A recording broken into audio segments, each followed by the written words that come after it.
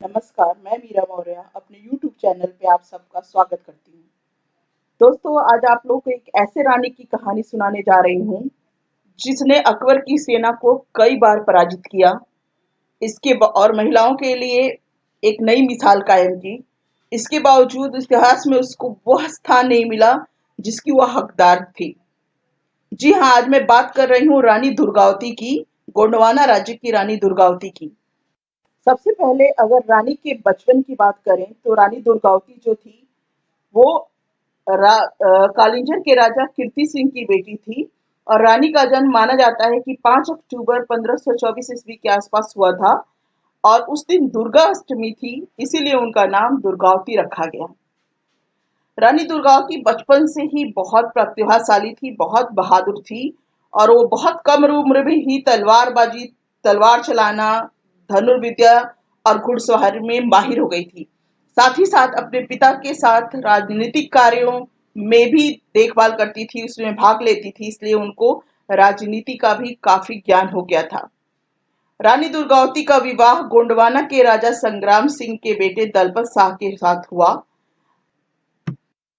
लेकिन विवाह के कुछ वर्षों के पश्चात ही दलपत शाह की मृत्यु हो गई और उस समय रानी का बेटा भी सिर्फ 4 वर्ष का था। ऐसे में रानी को खुद सत्ता की बागडोर संभालनी पड़ी।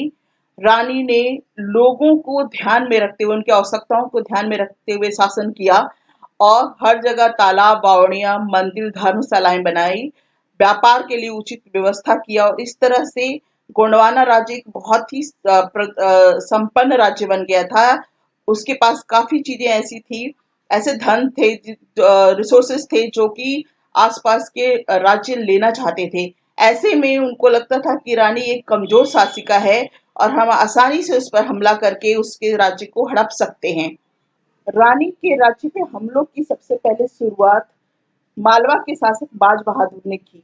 उसने कई बार रानी के साम्राज्य पे हमला किया, लेकिन वो हर बार नाकाम हुआ।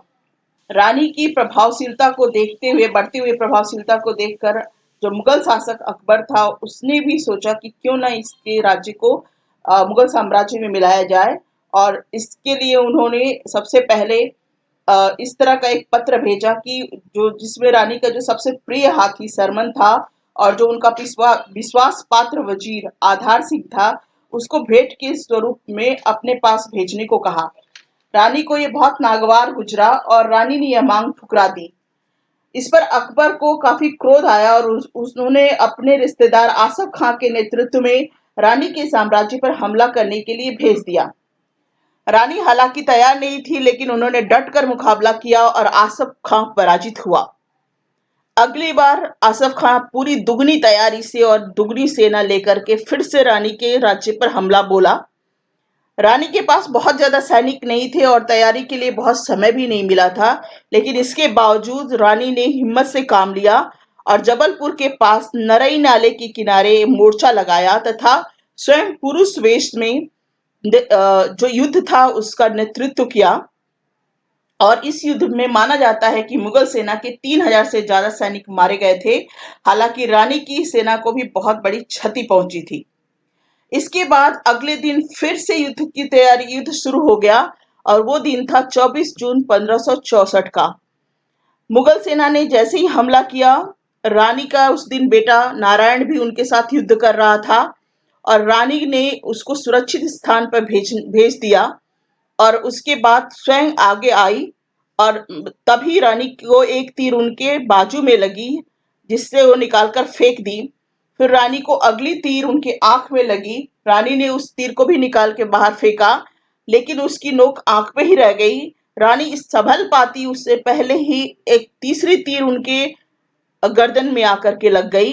रानी समझ गई कि अब मेरा समय, अंतिम समय पास आ चुका है और इसलिए उन्होंने अपने वजीर से आग्रह किया कि वो अपनी तलवार से उनकी गर्दन काट दें, लेकिन वजीर आधार सिंह ने ऐसा करने से मना कर दिया।